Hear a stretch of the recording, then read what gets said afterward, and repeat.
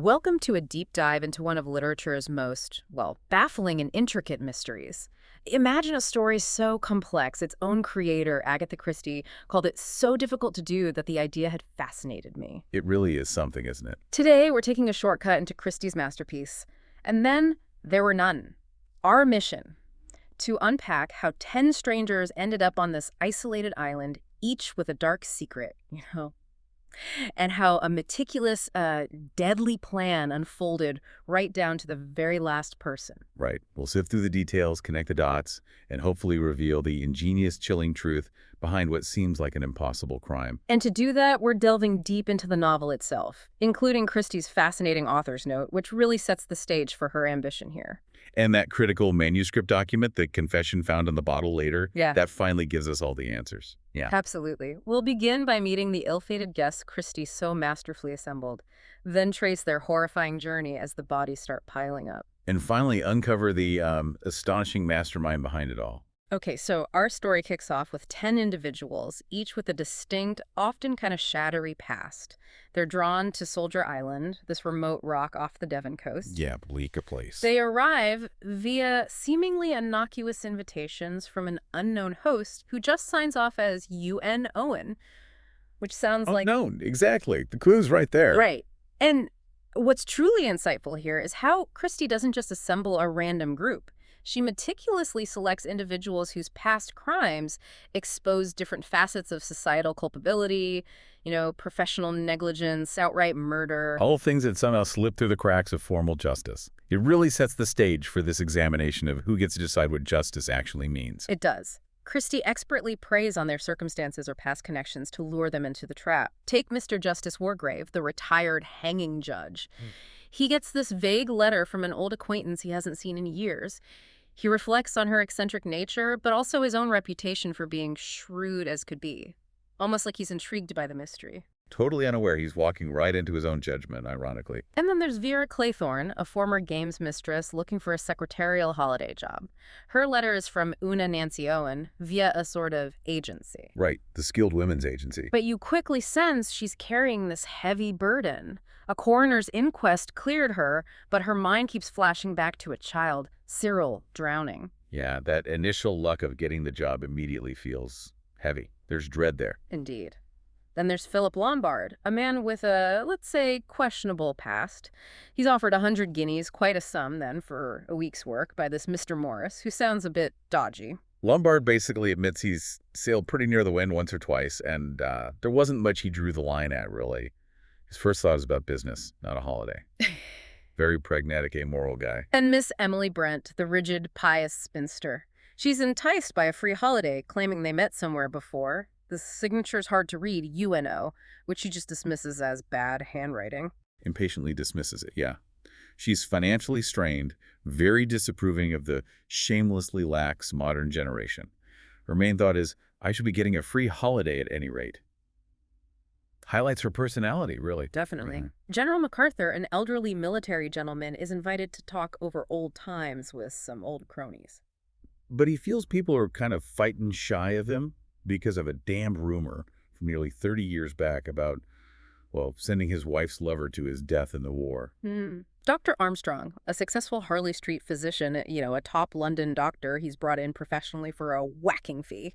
Supposedly to consult on the host's wife's health, discreetly, but inwardly, he remembers this past near thing involving drink 15 years ago, where he basically killed her all right during an operation. Chilling. Then there's Anthony Marston, young, wealthy, reckless driver, summoned by a wire from a friend. Cares very little for others. Thinks about the frightful number of cars on the road. He was involved in a beastly nuisance where his license got suspended, but he seems totally unbothered. Just hopes for good drinks. Typical. And Mr. William Henry Bloor, he initially shows up pretending to be Mr. Davis from South Africa. Right, but he's actually an ex-CID man, a former detective hired by this Mr. Owen to watch you all. Lombard pegs him pretty quickly as a first-class liar. Which he is. Finally, Mr. and Mrs. Rogers, the manservant and cook, engaged by letter through an agency, never met their employers. And Mrs. Rogers is particularly striking, described as a white, bloodless ghost, frightened of her own shadow, almost like she senses the horror to come. So this very Queer lot, as the boatman calls them, arrive at Sticklehaven. Soldier Island looms in the distance looking sinister, boldly silhouetted. Like a giant head, yeah. The boatman, Fred Nercott, thinks they're not the classy guests he expected, and he finds it odd he's never actually met these Owens, despite making arrangements through Mr. Morris. When they get to the house, which is surprisingly luxurious and modern, the butler, Rogers, announces the Owens are unfortunately delayed until tomorrow. Very convenient, and immediately suspicious, right? Puts everyone on edge. And here's that detail you mentioned, subtle but so disturbing.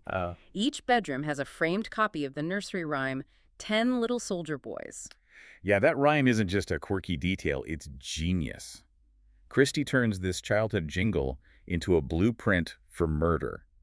Creates this almost mechanical dread as you and the characters can practically predict the next death. So imagine this. The guests have just had a pretty decent dinner, wine's flowing, everyone's maybe relaxing a bit, chatting. Spirits are a little higher, maybe too high. And bam, without warning. Suddenly, from the next room, this disembodied voice booms out from a gramophone. It startles everyone. The record's titled Swan Song. Swan Song.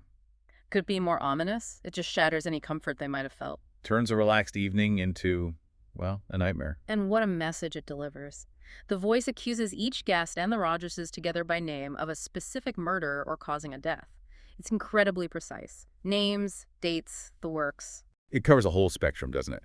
Outright murder, professional negligence, even harsh moral judgment. All things the law couldn't touch. It's this brutal public shaming. Strips away all their polite facades. The reactions are immediate and really revealing. Mrs. Rogers faints dead away.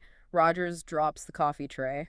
They quickly figure out Rogers set up the gramophone on Mr. Owen's orders, but he claims he had no idea what was on the record. And the realization hits them. Their host isn't just eccentric, he's a dangerous homicidal lunatic. So they start pooling information, right? Comparing notes. Confirms everyone got these vague or misleading invitations, lured by their specific circumstances or connections. And the voice knew such private details. It's fascinating how differently they react, though. Is Christie showing us different kinds of guilt, or maybe how people just rationalize things? I think both, absolutely. Vera, for instance, immediately insists the inquest cleared her for Cyril's death. She's clinging to the legal outcome, not the moral reality. General MacArthur denies responsibility for Richmond, blaming wartime circumstances. A common excuse. But Lombard, he's something else. Cold-blooded, admits leading 21 men to die, and just says, natives don't mind dying, you know? Zero remorse. It's chilling. And Marston just brushes off killing those kids as beastly bad luck, a pure accident. Rogers desperately tries to explain away Miss Brady's death storm, broken phone. You can feel his fear. While Emily Brent stonily refuses to comment at first. Later tells Vera she feels nothing with which to reproach myself about Beatrice Taylor's suicide. Blames the victim entirely. Her own action, her own sin. Wow, projection much. Totally. But Armstrong's inner thoughts are key. He internally admits operating drunk, thinking, killed her all right. He knows his guilt. And Bloor, seeing his covers blown, finally admits who he really is, ex-CID, hired to watch them, involved in that old perjury case. The room basically turns into this impromptu courtroom, and who takes charge of questioning? Wargrave. The actual judge. The irony. It's a massive turning point. Everyone's secrets are out. With those unsettling accusations hanging in the air, the story takes this incredibly grim turn, that nursery rhyme. It stops being just creepy decor and becomes a literal deadly script. It's brilliant, in a horrifying way. Creates this relentless mechanical dread. The first victim is Anthony Marston, raises his glass, says, "Here's to crime." Crime, takes a gulp, and chokes. His face goes purple. Dr. Armstrong confirms it immediately. Cyanide poisoning. And then, that truly unnerving touch, one of the 10 China soldier figures on the dining table vanishes. Rogers points it out. There's only 9, sir. The countdown's begun. The next morning, Mrs. Rogers is found dead in her sleep. Armstrong can't find an immediate cause, but Bloor suggests Rogers might have silenced her. Fits perfectly with the rhyme's line. One overslept himself. And Rogers confirms later only 8 China figures are left. The pattern is terrifyingly clear now. The psychological pressure must be immense. General MacArthur seems almost resigned. He tells Vera, none of us are going to leave the island. It's the end, you see, the end of everything. And soon after, he's found on the cliffs, skull smashed by a blow to the head. 7 figures left. The isolation is becoming absolute. The remaining guests frantically search the whole island, the house, looking for this killer they assume must be hiding somewhere. But there's nowhere to hide. No escape. Rogers is also searching for the missing china figures, totally baffled. Lombard, always practical, reveals he brought a revolver for tight places. A little bit of defense in the face of mounting terror. Doesn't help Rogers, though. He's found next, in the wash house, head split with a chopper while he was getting wood. 6 figures now. Vera has this hysterical outburst, finally voicing what they're all thinking, connecting it directly to the rhyme.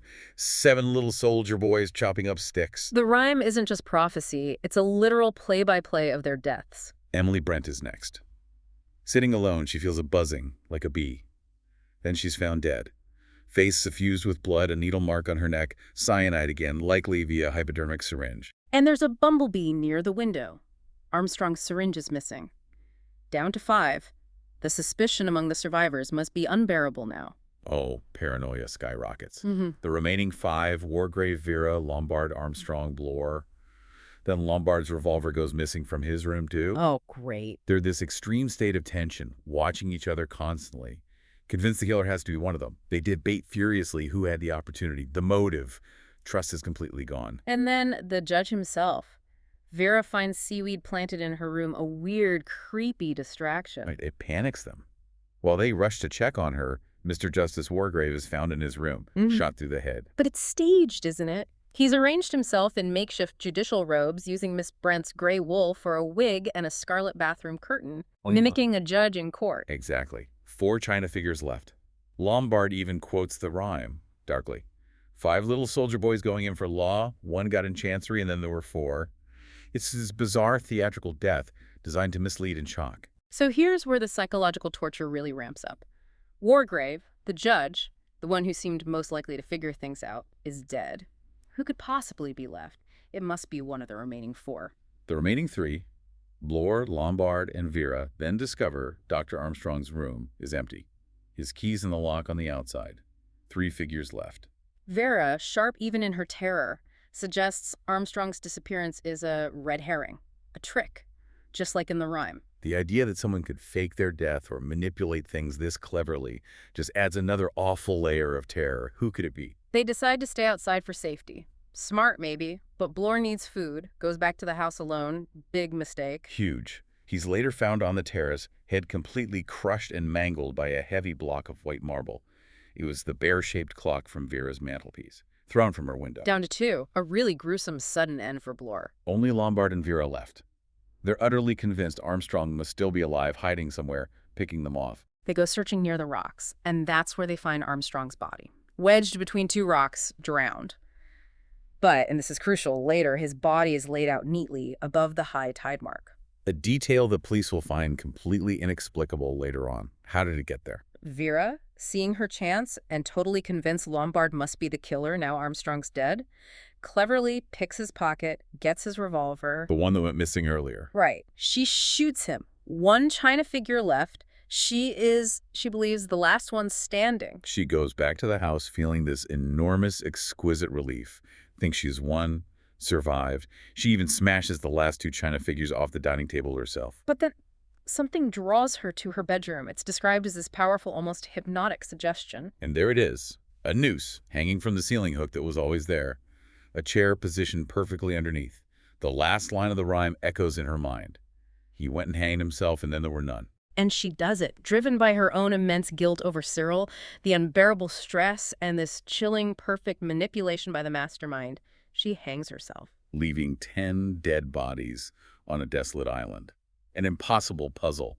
No killer left alive, apparently. Which is exactly the scene that greets Scotland Yard. Boats arrive, find 10 corpses, no living soul. The assistant commissioner, Sir Thomas Legge, and Inspector Main are completely stumped. They gather evidence diaries, notes left behind, and it mostly confirms the accusations the gramophone made. Yeah, the Rogerses were suspected of letting Miss Brady die through neglect, though it was unprovable legally.